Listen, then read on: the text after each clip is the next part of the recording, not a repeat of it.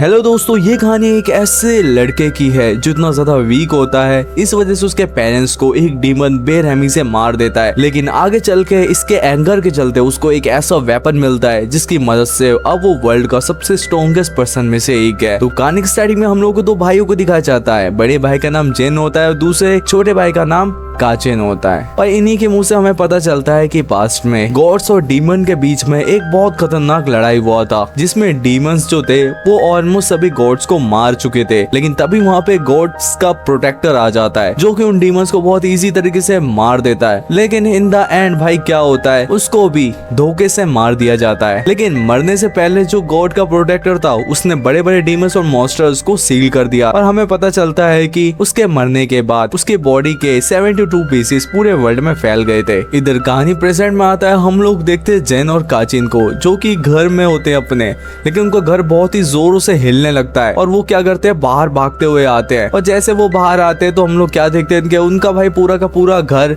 टूट के बिखर जाता है। इधर दूसरी तरफ हम लोग काचिन और जेन के फादर को देखते हैं, गोंग को, जो कि एक डीमन से लड़ रहा होता है। और इस मॉन्स्टर का लेवल गोंग के लेवल से कई ज्यादा होता है। इस वजह से गोंग को काफी दिक्कत हो रही होती है इस मॉन्स्टर से लड़ने में। इधर हम लोग क्या देखते हैं, ये जो मॉन्स्टर होता है वो यहाँ पे गोंग को बहुत बुरी तरीके से मार रहा होता है। और दूसरी तरफ हम लोग क्या देखते हैं कि एकदम से वो जो मॉन्स्टर है वो काचिन और जिन की तरफ बढ़ता है उनको मारने के लिए। लेकिन तभी बीच में गोंग आ जाता है और अपने बच्चों को बचा लेता है यहाँ पे। और तभी वो गोंग अपने स्पेल्स का यूज करके उस मॉन्स्टर को कैद कर लेता है। लेकिन गोंग को भी पता है कि वो यहाँ पे ज्यादा देर तक इसके सामने नहीं टिक सकता है। इस वजह से वो यहाँ पे जैन और काचिन को लेके वहां से भागने लगता है। तभी यहाँ पे जो जैन होता है वो अपने फादर से पूछता है कि आखिरकार हम लोग भाग क्यों रहे हैं। लेकिन तभी यहाँ पे गोंग बोलता है कि वो मॉन्स्टर मुझसे काफी ज्यादा ताकतवर है और मुझे नहीं लगता कि मेरा मैजिक पावर उसको रोक सकता है। इधर हम लोग क्या देखते हैं, जो गोंग होता है और जैन और काचिन एक गुफा के अंदर आ जाते हैं। इधर उसके फादर जो होते हैं वो अपने हाथ से कोई साइन बनाते हैं जिसकी मदद से वहाँ पे दो स्वॉर्ड अपीयर हो जाते हैं। एक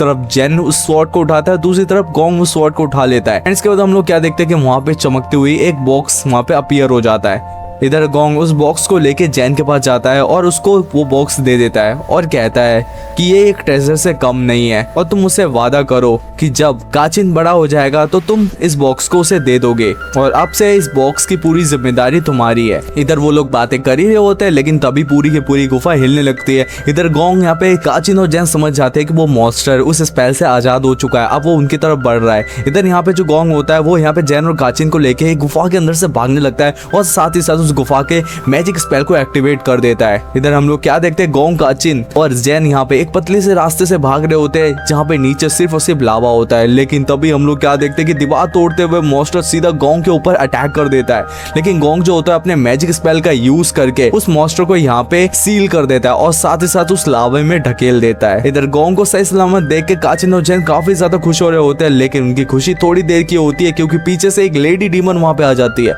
और आते के साथ ही अपने हाथ को गोंग की छाती के आर पार कर देती है। इस चीज को देख के यहाँ पे जैन और काचिन रोने लगते हैं। इधर दूसरी तरफ जो गोंग होता है वो अपनी आखिरी सांसें गिन रहा होता है, लेकिन अपनी आखिरी सांसें गिनते हुए भी अपने मैजिक स्पेल का यूज करके जैन और काचिन को वहां से टेलीपोर्ट कर देता है। दूसरी तरफ गोंग का यहाँ पे डी एंड हो जाता है। लेकिन 10 साल बाद हम लोग जैन को देखते हैं जो कि एक पेड़ पे बैठा होता है और आसमान की तरफ देख रहा होता है। दूसरी तरफ जो काचिन होता है वो नीचे एक लिजर्ड के कॉस्ट्यूम को पहन के घूम रहा होता है। और हमें पता चलता है ये दोनों यहाँ पे कोई मिशन में आए। यहाँ से शिफ्ट हो जाए, हम लोग देखते हैं एक गंजे प्रिस्ट को और साथ ही साथ एक बंदे को जो कि एक बंद मंदिर में आए होते हैं जो कि काफी समय से बंद है। और वो जो प्रिस्ट होता है वो उस बंदे से बोलता है कि इस मंदिर के अंदर एक डीमन का साया है जो तुम्हें जान से मारना चाहती है। इस चीज को सुनने के बाद वो बंदे की इतनी फट जाती है, वो बंदा वहां से दुम दबा के भाग जाता है। और हमें पता चलता है कि ये कोई असली प्रिस्ट नहीं है, ये एक फर्जी इंसान है जो कि लोगों को बहकाता है और उनसे पैसे ऐंठता है। लेकिन तभी वहां पे जैन सही समय पे आ जाता है और उस प्रिस्ट को पकड़ लेता है। इधर दूसरी तरफ जैसे उस प्रिस्ट की आंखें खुलती है तो उसको पता होता है कि उसका भांडा यहाँ पे फूट चुका है। लेकिन तब भी वो यहाँ पे ड्रामा करने लगता है और कहता है कि तुम ये सब क्या कर रहे हो, तुमने एक प्रिस्ट को क्यों बांध रखा है, तुम लोग नरक में चले जाओगे और तुम्हें पाप लगेगा, तो जल्दी से मुझे खोल दो। तभी यहाँ पे जो जैन होता है वो यहाँ पे उस बंदे से बोलता है कि अबे कितना नौटंकी करेगा, अब मान भी ले कि तू नकली और फर्जी प्रिस्ट है। एंड दूसरी तरफ जब वो ये मानने को राजी नहीं होता तो यहाँ पे जैन क्या करता है, अपने स्वॉर्ड को लेके उसकी गर्दन पे रख देता है और कहता है कि अब मैं आखिरी बार पूछ रहा हूँ। एंड इसके बाद हम लोग क्या देखते हैं, वो जो प्रीस्ट होता है वो यहाँ पे माफी मांगने लगता है, मतलब फर्जी वाला प्रीस्ट वो माफी मांगने लगता है और कहता है कि मैं सब लोगों के पैसे उनको वापस लौटा दूंगा, मुझे छोड़ दो।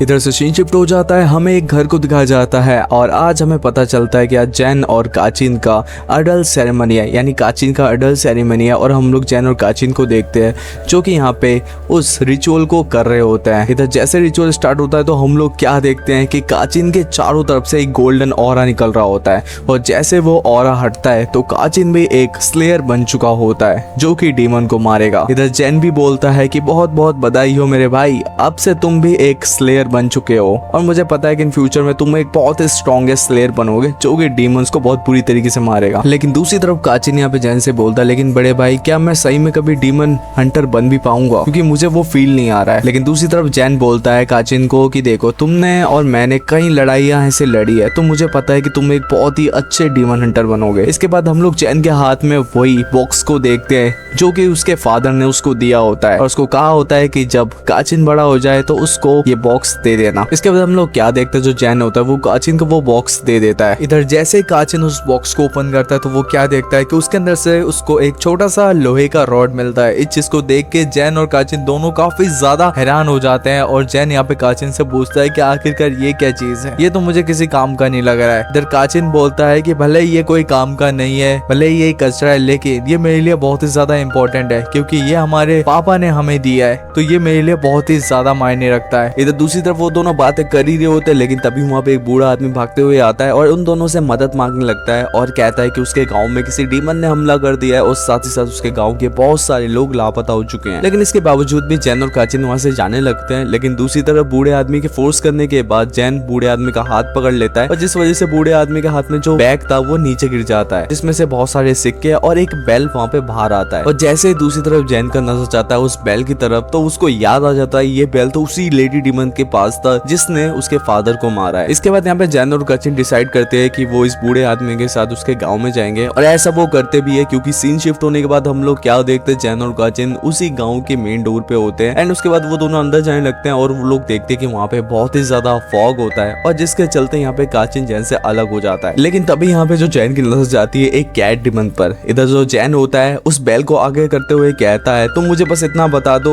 कि ये बेल किस डीमन का है और ये मुझे कहाँ मिलेगी, मैं तुम्हें जाने दूंगा, मुझे कोई लड़ने का शौक नहीं है। लेकिन तभी यहाँ पे जो कैट डीमन होती है वो यहाँ पे जैन के ऊपर हमला कर देती है। लेकिन जैन जो होता है वो कैट डीमन के अटैक को डॉज कर लेता है और कहता है तो तुम मुझसे लड़ना चाहती हो तो चलो कोई बात नहीं, यही सही। इसके बाद हम लोग क्या देखते हैं, जो जैन होता है अपनी स्वॉर्ड निकाल के कैट डीमन के ऊपर एक खतरनाक सा अटैक कर देता है जिससे कैट डीमन वहीं पे गिर जाती है। इधर वो समझ जाती है कि जैन बहुत ही ज्यादा स्ट्रॉन्ग है। इधर यहाँ पे जो जैन होता है वो दोबारा कैट डीमन से पूछता है क्या तुम्हें पता है ये बेल किसका है। इस पे कैट डीमन बोलती है ये नहीं, मैं नहीं जानती ये बेल किसका है। इसके बाद जैन यहाँ पे दोबारा से बोलता है तो अच्छा तुम्हें नहीं पता है, फिर तो तुमने मेरा टाइम वेस्ट कर दिया है। इसके बाद जैन जो होता है वो यहाँ से जाने लगता है।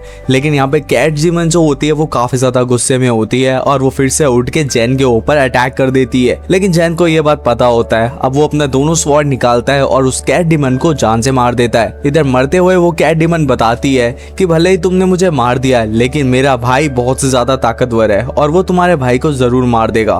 तभी यहाँ से सीन शिफ्ट हो जाता है, हम लोग यहाँ पे काचिन को देखते हैं जिसके ऊपर उसी कैट डीमन के भाई ने अटैक कर दिया होता है और उसके एक ही यहाँ पे पंच से हमारा जो काचिन है वो काफी दूर जाके गिरता है। लेकिन तभी काचिन को वहाँ पे एक लकड़ी का टुकड़ा मिलता है जिसको वो अपनी स्वॉर्ड बना लेता है और उस डीमन से लड़ाई करने लगता है। तभी वो डीमन बोलता है तुम क्या सोचते हो कि तुम मुझे हरा दोगे। इसके बाद हम लोग क्या देखते हैं, वो जो डीमन होता है वो यहाँ पे काचिन को ऊपर अटैक कर देता है और उसको काफी ज्यादा नर्वस करने लगता है कि अभी तक तो तुम्हारे बड़े भाई को मार दिया गया होगा और तुम क्या सोचो कि तुम मुझे हरा दोगे। इसके बाद हम लोग क्या देखते, काचिन जो होता है वो यहाँ पे उस डीमन से बोलता है तुम मेरे भाई को जानते ही क्या हो, मेरा भाई काफी ज्यादा स्ट्रॉन्ग है। इसको सुनने के बाद यहाँ पे जो डीमन होता है वो काफी ज्यादा यहाँ पे गुस्सा करने लगता है और यहाँ पे और भी ताकत से काचिन के ऊपर अटैक करने लगता है जिसकी वजह से काचिन काफी ज्यादा इंजर्ड होने लगता है। लेकिन हम लोग क्या देखते कि जैन भी वहाँ पे पहुंच चुका होता है और जैन यहाँ पे इन दोनों की फाइट को देख रहा होता है। लेकिन काचिन को यहाँ पे हारता हुआ देख के जैन सोचता है कि अब उसको जाना पड़ेगा और साथ ही साथ वो अपने स्वॉर्ड्स को भी निकाल लेता है। लेकिन तभी हम लोग क्या देखते हैं, जो काचिन के पास वो छोटा सा रॉड होता है जो कि उसके फादर की तरफ से उसको मिला होता है वो अचानक से चमकने लगता है और उसका साइज भी बड़ा हो जाता है और वो देखते ही देखते एक वेपन में कन्वर्ट हो जाता है। इसके बाद हम लोग क्या देखते हैं, जो काचिन होता है वो उसको पकड़ के सीधे डीमन के ऊपर उसको फेंक देता है। इसके बाद हम लोग क्या देखते हैं, वो जो वेपन होता है वो उस डीमन के आर पार हो जाता है। इसको देख के यहाँ पे जैन भी काफी ज्यादा शॉक होता है। लेकिन हम लोग क्या देखते हैं कि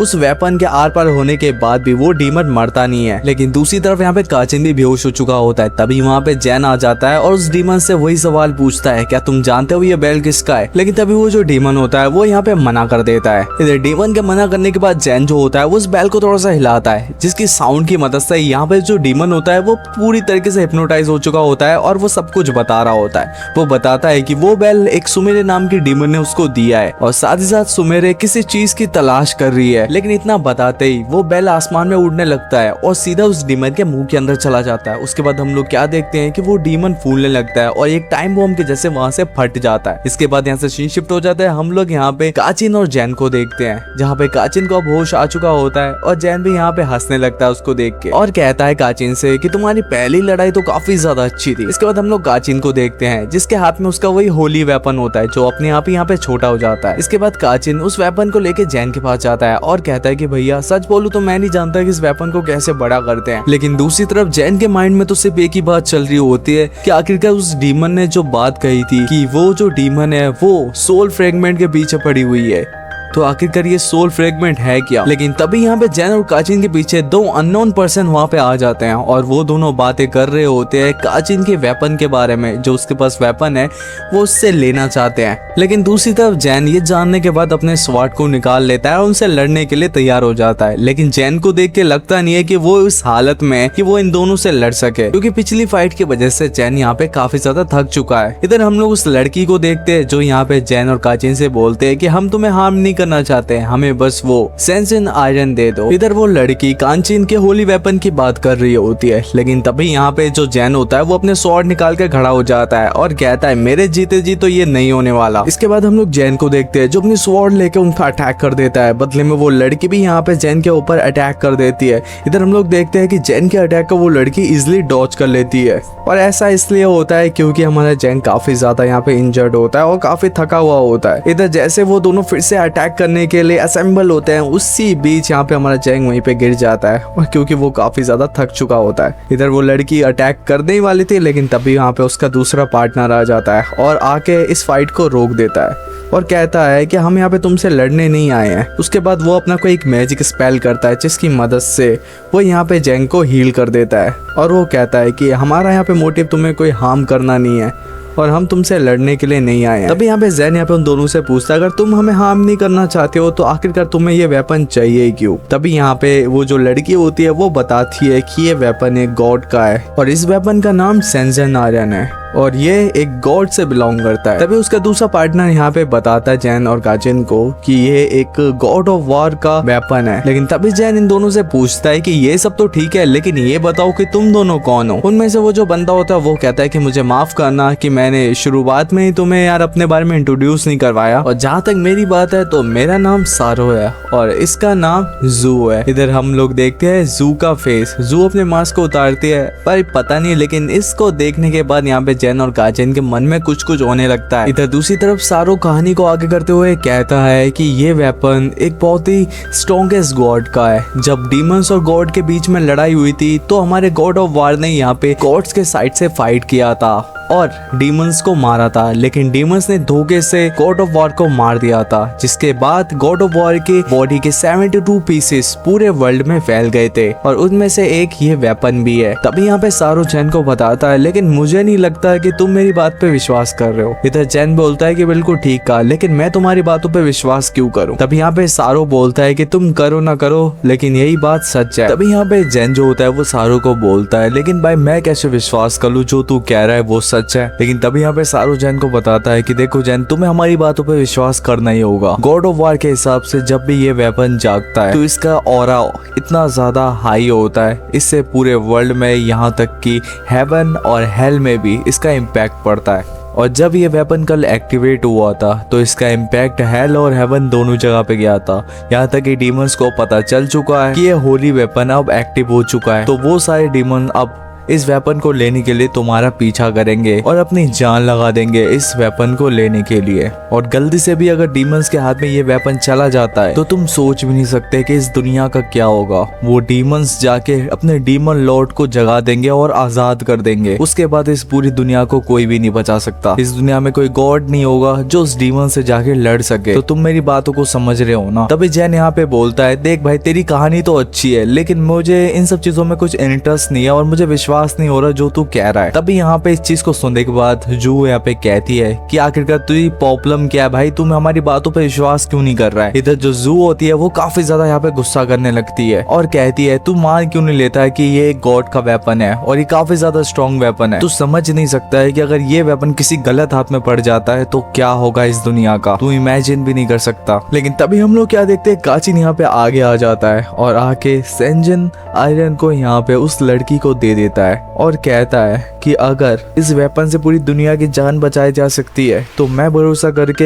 ये वेपन मैं तुम्हें दे रहा हूँ। और साथ ही साथ जैन से बोलता है कि भाई मुझे माफ कर देना, हमारे फादर के आखिरी निशानी भी मुझे ऐसी देनी पड़ रही है। लेकिन जैन यहाँ पे बोलता है कि कोई बात नहीं, मैं तुम्हारी डिसीजन की रिस्पेक्ट करता हूँ, तुमने जो भी किया है सोच समझ के किया होगा। इसके बाद हम लोग क्या देखते हैं कि जैन और काचिन यहाँ से जाने लगे क्योंकि जैन को उस डीमन का पता लगाना है जिस डीमन ने उनके फादर को मारा है। लेकिन जाते जाते हम लोग क्या देखते हैं कि पीछे से जो चिल्ला के बोलती है कि आखिरकार तुमने मुझे पागल समझ रखा है क्या, तुमने मुझे नकली सेंजन आयरन दे दिया है और तुम्हें लगा कि मैं पहचान भी नहीं पाऊंगी। इसके बाद हम लोग क्या देखते हैं कि जैन और काचिन यहाँ पे दोबारा से आते हैं और काचिन जैसे ही यहाँ पे उस होली वेपन को हाथ में लेता है तो वो दोबारा से गोल्डन ग्लो करने लगता है और चमकने लगता है। इस चीज को देख के यहाँ पे जू काफी ज्यादा हैरान हो जाती है और जू जैसे दोबारा से उस वेपन को लेती है तो वो दोबारा से फीका हो जाता है। तभी यहाँ पे जो सारू होता है वो बोलता है कि वैसे मुझे पक्का तो नहीं पता लेकिन मैंने कहीं तो सुना है कि सेंजन आयरन उसी के हाथ में चमकता है जिसका हार्ट बिल्कुल प्योर हो।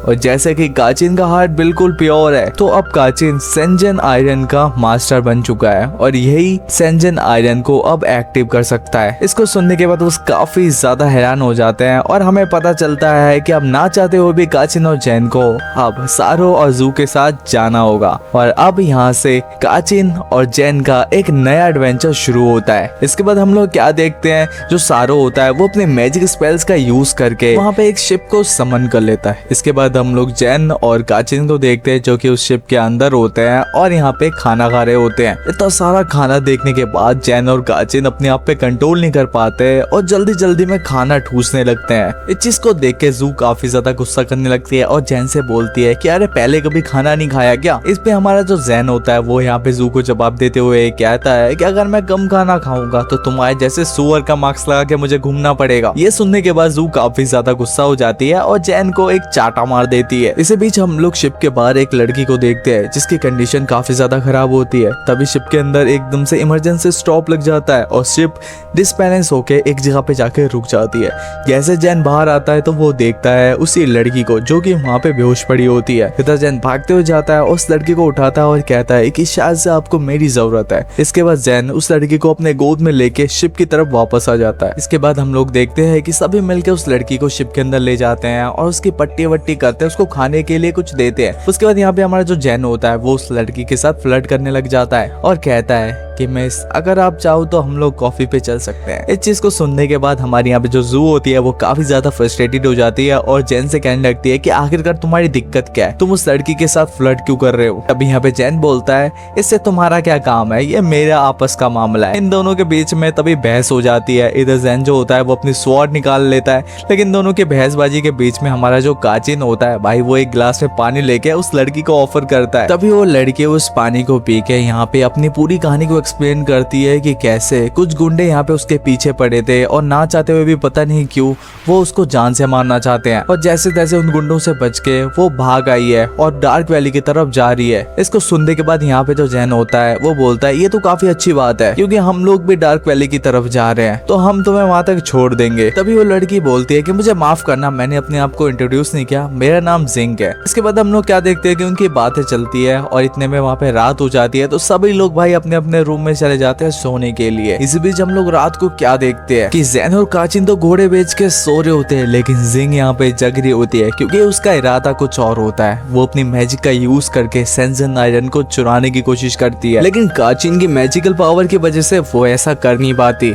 लेकिन उसी बीच वहाँ पे सुओ आ जाता है, वो भी बिना कपड़ों के, क्योंकि सुओ यहाँ पे नहाने गया होता है और वो गलती से जैन और काचिन के रूम में आ जाता है। सुओ को देख के यहाँ पे जो जिंग होती है वो सोने की नौटंकी करने लगती है, मतलब एक्टिंग करने लगती है। और जैसे सुओ वहाँ से चला जाता है तो यहाँ पे जिंग फिर से जग जाती है और सेंजन आयरन को चुराने की कोशिश करती है और मरी मन सोचने लगती है कि आखिरकार इसको चुराने के लिए मुझे क्या क्या करना पड़ रहा है। इसके बाद हम लोग क्या देखते हैं, जो जिंग होती है वो सेंजन आयरन को चुरा लेती है। इधर से सीन शिफ्ट हो जाता है, हम लोग सुबह का सीन देखते हैं जहाँ पे जैन और काचिन और जू और सुओ वहाँ पे एक जगह पे इकट्ठा होते हैं। तभी यहाँ पे जो जैन होता है वो सबको बताता है कि यार कल रात को तो मस्त नींद आई थी, लेकिन जिंग दिखाई नहीं दे रही है, वो किधर है? क्योंकि अब से जिंग की जिम्मेदारी मेरी है, क्योंकि मुझे अभी जिंग को उन सभी गुंडों से बचाना है। क्यों, है ना काचिन? लेकिन दूसरी तरफ हम लोग काचिन को देखते हैं जो कि काफी ज्यादा घबराया हुआ होता है और काफी टेंशन में लग रहा होता है। तभी यहाँ पे काचिन जैन को बताता है कि बड़े भाई मुझे लगता है कि मेरा सेंजन आयरन मुझे कहीं मिल नहीं रहा है। तभी यहाँ से सीन शिफ्ट हो जाता है, हम लोग देखते हैं जिंग और उसकी छोटी बहन को जो कि एक गुफा में होती है और गुफा में बहुत सारे डीमंस होते हैं जिन्होंने उन दोनों को कैद कर रखा होता है। तभी हमें गुफा के बॉस को दिखाया जाता है जो यहाँ पे जिंग से बोलती है कि तुम्हें मेरा एक काम करना होगा, तुम्हें जाके सेंजन आयरन को मेरे लिए ढूंढ के लाना पड़ेगा। तभी यहाँ पे जिंग बताती है कि ये तो सिर्फ कहानी में था ना। तभी वो बॉस बोलता है कि कुछ समय पहले ही सेंजन आयरन एक्टिव हुआ है और तुम्हें मेरे लिए उसे ढूंढ के लाना होगा। अगर तुम ऐसा नहीं करोगी तो तुम्हारी छोटी बहन के साथ हम लोग क्या कर सकते हैं वो तुम सोच भी नहीं सकती। तभी यहाँ पे जो जिंग होते हैं वो बताती है कि अपने गंदे हाथ मेरी छोटी बहन से दूर रखना, तुम जो बोलोगे मैं वो करने के लिए तैयार हूँ। इधर दूसरी तरफ हम लोग काचिन की टीम को देखते हैं जो कि सेंजन आयरन को ढूंढने के लिए निकल चुके होते हैं और हमें पता चलता है कि सुओ के पास एक ऐसी डिवाइस है जिसकी मदद से वो सेंजन आयरन को ट्रैक कर सकता है और ट्रैक करते करते वो उस गुफा के पास आ जाते हैं जिसे स्पाइडर वेब केव कहा जाता है। और कहा जाता है कि जो भी बंदा एक बार इस केव के अंदर जाता है वो कभी भी लौट के वापस नहीं आता है, इसी वजह से इसका नाम स्पाइडर वेब केव रखा गया है। इधर सू अपने डिवाइस में दिखाता है कि सेंजन आयरन की रीडिंग हमें इसी गुफा के अंदर से मिल रही है और अब ना चाहते हुए भी इन सभी को इस गुफा के अंदर जाना पड़ेगा सेंजन आयरन को हासिल करने के लिए। इस तरह यहाँ से सीन शिफ्ट होता है, हम लोग क्या देखते हैं जिंग को जो कि उस डीमन के साथ जो डील हुई थी उन दोनों की, उसके मुताबिक जो जिंग होती है वो सेंजन आयरन को उस डीमन बॉस को दे देती है और वादे के मुताबिक अपने बहन को छुड़ा लेती है। इधर उसकी बहन जिंग के पास आके उससे माफी मांगने लगती है कि मुझे माफ कर देना, ये सब मेरी वजह से हुआ है। लेकिन जिंग यहाँ पे उसको चुप कराते हुए बोलती है कि कोई बात नहीं यार। इसके बाद वो दोनों यहाँ से बाहर जाने लगते हैं। तभी वहाँ पे एक डीमन आ जाता है और उनका रास्ता रोक देता है और हमें पता चलता है कि ये डीमंस कभी भी सुधरेंगे नहीं। इधर वो डीमन बॉस वहाँ पे आता है और जिंग से बोलता है कि देखो मैंने तो वादा किया था कि मैं तुम्हारी बहन को यहाँ से जाने दूंगा, लेकिन तुम्हें जाने दूंगा ये तो मैंने नहीं कहा था। अगर तुम यहाँ से चली जाओगी तो हम लोगों का मनोरंजन कौन करेगा। एंड इस चीज को सुनने के बाद हमारी जो जिंग होती है वो काफी ज्यादा गुस्सा करने लगती है और अपने वेब मैजिक की मदद से उस डीमन बॉक्स को यहाँ पे गिरा देती है और सेंजन आयरन को हासिल कर लेती है। इसके बाद हम लोग जिंग को देखते हैं जो सेंजन आयरन की मदद से बहुत बार ट्राई करती है दूसरे डीमन को हराने की, लेकिन सेंजन आयरन में से कोई भी मैजिकल पावर नहीं निकलता, क्योंकि हम लोगों को पता है कि सेंजन आयरन से प्योर हार्ट पर्सन के हाथ में ही काम करता है, जो कि काचिन के हाथ, मतलब ऑब्वियसली काचिन अब प्योर हार्टेड पर्सन है। इसके बाद जो जिंग होती है वो अपने वेब मैजिक की मदद से भी दूसरे वाले डीमन को थोड़ी देर के लिए कंफ्यूज कर देती है, मतलब हरा देती है एक तरीके से, और वहां से भागने लगती है अपनी बहन के साथ। लेकिन कुछ ही देर में वो दूसरा जो डीमन होता है, मतलब डीमन बॉस होता है, वो जाग जाता है और जिंग के ऊपर अटैक कर देता है। लेकिन जिंग भी यहाँ पे अपने वेब मैजिक से अटैक करती है, लेकिन इस बार भाई जो डीमन बॉस होता है वो उसके अटैक को बहुत ही इजीली काट देता है और उन पे अटैक करने लगता है। इसके बाद जिंग जो होती है वो लगातार यहाँ पे उस बॉस डीमन के ऊपर अटैक कर रही होती है, लेकिन उसके अटैक का कोई भी फायदा नहीं होता। इधर जो डीमन बॉस होता है वो अपना एक फाइनल अटैक करता है जो स्टोन अटैक होता है, उसकी मदद से वो जिंग को बहुत ही बुरी तरीके से इंजर्ड कर देता है। बुरी हालत में होने के बाद भी जिंग जो होती है वो अपनी छोटी बहन से बोलती है कि तुम यहाँ से जितना दूर भाग सको भागो, मैं तुम्हारे पीछे ही रहूंगी। लेकिन यहाँ पे अंदर ही अंदर जिंग को पता होता है कि अब वो यहाँ से जिंदा बच के नहीं जाने वाली है। लेकिन इसी बीच वहाँ पे पीछे पीछे एक और डीमन आ जाता है और आते के साथ ही कहता है कि तुम लोग कहाँ जा रहे हो। इसके बाद वो अपने मैजिक स्पेल से एक बैरियर बना देता है जिंग और उसकी बहन के ऊपर, और साथ ही साथ हमें पता चलता है कि इस डीमन का नाम रॉकस्टार डीमन है। तभी वो डीमन यहाँ पे जिंग को बोलता है कि तुम्हारी पूरी जिंदगी यही बीत जाएगी लेकिन तुम मेरे मैजिक स्पेल को नहीं तोड़ पाओगे। तभी यहाँ से सीन शिफ्ट हो जाता है, हम लोग देखते हैं ज़ेन और उसकी पूरी टीम को। ज़ेन यहाँ पे बोलता है कि आखिरकार हमारा सेंजन आयरन है कहाँ पे। तभी सारो वहाँ बताता है कि फाइनली मुझे वो मिल चुका है, वो इस गुफा के अंदर है, लेकिन मानना पड़ेगा इसका रास्ता बहुत ही ज्यादा पेचीदा है। लेकिन दूसरी तरफ ज़ेन बहुत ही ज्यादा जोश में आ जाता है और कहता है कि चाहे जितना भी पेचीदा हो हम लोग अपने सेंजन आयरन को वापस लेके रहेंगे। इसके बाद हम लोग क्या देखते हैं कि वो सब दो दो की टीम बना लेते हैं और उस केव के अंदर चले जाते हैं। इधर हम लोग देखते हैं ज़ेन और काचिन को जो उस केव के अंदर घूम रहे होते हैं, उस गुफा के अंदर घूम रहे होते हैं, एंड फाइनली काफी ढूंढने के बाद उनको फाइनली सेंजन आयरन मिल जाता है। लेकिन एक खतरनाक बात यह भी होती है कि वहाँ पे बॉस डीमन भी होता है। इधर काचिन की नजर जैसे जाती है कि जिंग और उसकी छोटी बहन को यहाँ पे बैरियर में कैद कर रखा है, तो वो अपने आप पे कंट्रोल नहीं करता और उनको बचाने के लिए जा रहा होता है। लेकिन तभी यहाँ पे जो ज़ेन होता है वो यहाँ पे उसको रोक लेता है और कहता है कि यह अभी सही समय नहीं है। जिसके बाद हम लोग क्या देखते हैं, वो जो बॉस डीमन होता है वो यहाँ पे जिंग और उसकी छोटी बहन की तरफ बढ़ रहा होता है। इधर घबरा के यहाँ पे जो जिंग होती है वो अपने वेब मैजिक से उस बॉस के ऊपर अटैक कर देती है, जिससे उसके फेस पे थोड़ा सा स्क्रैच आ जाता है, जिससे यहाँ पे वो जो डीमन होता है वो और भी ज्यादा गुस्से में आ जाता है और कहता है कि आखिरकार तुम जैसे मामूली इंसान की मेरे ऊपर अटैक करने की हिम्मत कैसे हुई। और ये बोलने के साथ ही साथ वो अपने खतरनाक सा स्पेल करने लगता है और साथ ही साथ उस खतरनाक अटैक को यहाँ पे जिंग के ऊपर कर देता है। लेकिन जिंग इस चीज काफी ज्यादा घबरा जाती है और जैसे वहाँ पे जिंग को अटैक लगने वाला होता है तभी उसकी छोटी बहन उस अटैक के बीच में आ जाती है और जिंग को बचा ले। लेकिन दूसरी तरफ इस चीज से उसकी जिंग की छोटी बहन काफी ज्यादा इंजर्ड हो चुकी होती है और जैसे ये चीज ज़ेन देखता है तो वो अपने आप को और कंट्रोल में नहीं रख पाता और सीधा अपना स्वॉर्ड निकाल के लड़ाई में कूद जाता है और आते के साथ ही उस डीमन बॉस के ऊपर अटैक कर देता है। लेकिन फाइनली इससे कुछ होता नहीं है क्योंकि डीमन बॉस इस अटैक को डॉज कर लेता है। इधर हम लोग क्या देखते हैं, ज़ेन और वो डीमन बॉस अब आमने सामने होते हैं, लेकिन इसी बीच यहाँ पे दीवार तोड़ के यहाँ पे सारो और जू यहाँ पे आ जाते हैं। तो दोस्तों आज की वीडियो हम लोग यहीं पे एंड करते हैं। आई होप करता हूँ आप लोगों को ये वीडियो काफी ज्यादा अच्छा लगा होगा और इसका नेक्स्ट पार्ट मैं आप लोगों के लिए जल्दी लेके आ जाऊंगा। वीडियो में बने रहने के लिए चैनल को सब्सक्राइब कर देना और बेल आइकन को ऑल पे सेट कर देना, जिससे जल्दी से जल्दी आप लोगों को नोटिफिकेशन चली जाए जब मैं इसका सेकंड पार्ट अपलोड करूँ तो। और हाँ, जाते जाते अपना एक प्यारा सा कमेंट मुझे जरूर करके जाना कि कैसा लगा आप लोगों को वीडियो, और लाइक करना बिल्कुल मत भूलना। तो चलो मिलते हैं नेक्स्ट वीडियो में, जब तक के लिए आप लोग अपना ख्याल रखना।